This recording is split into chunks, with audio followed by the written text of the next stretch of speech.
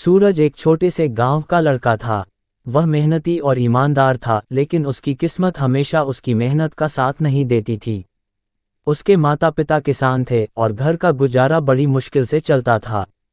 सूरज का सपना था कि वह अपने परिवार की गरीबी मिटाकर उन्हें एक अच्छा जीवन दे सके। गांव में उसकी दोस्ती काव्या से थी। काव्या सुंदर, समझदार और दिल से बेहद सरल थी।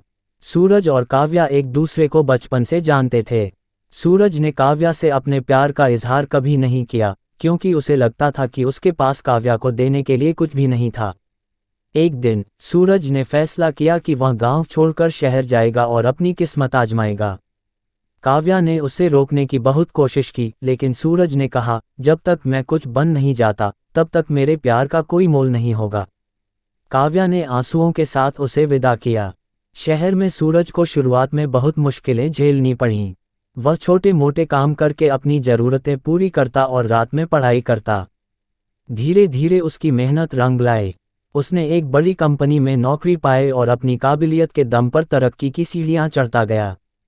कुछ सालों में सूरज के पास सब कुछ था, पैसा, शोहरत और एक बड़ी गाड़ी। लेकिन उसकी जिंदगी में एक खालीपन था। वह काव्या की यादों से कभी बाहर नहीं निकल पाया। उसने सोचा, अब वह अपने गांव जाकर काव्या से अपने प्यार का इजहार करेगा। सूरज जब गांव पहुंचा तो उसे पता चला कि काव्या की शादी तय हो चुकी है। वह टूट गया, लेकिन उसने काव्या से मिलने का फैसला किया। जब वह काव्या के घर पहुंचा तो उसने देखा कि काव्या की आंखों में अब भी वही पुरानी चमक थी।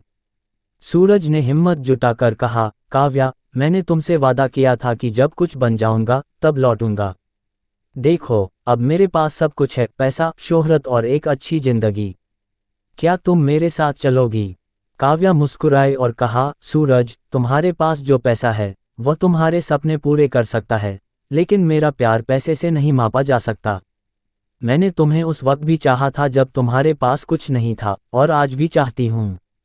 लेकिन मेरे परिवार ने मेरी शादी तय कर दी है और मैं उनकी इज्जत के खिलाफ नहीं जा सकती। सूरज ने समझा कि असली प्यार सिर्फ पैसा या शोहरत नहीं मांगता। काव्या ने उससे कहा, तुमने पैसा कमाने के लिए अपने प्यार को पीछे छोड़ दिया, लेकिन सच्चा प्यार साथ रहने और संघर्ष में साथ देने से मजबूत होता है। सूरज को एहसास हुआ कि उसने अपनी जिंदगी का सबसे बड़ा हिस्सा सिर्फ दौलत कमाने में लगा दिया, जबकि असली खुशी और सुकून काव्या के साथ था। सूरज ने काव्या की खुशी के लिए उसे विदा किया और गांव में ही रहकर अपने परिवार के साथ समय बिताने का फैसला किया। उसने सीखा कि प्यार को पैसे की जरूरत नहीं होती, बल्कि वक्त और सच्चे जज्बातों की जरूरत होती है।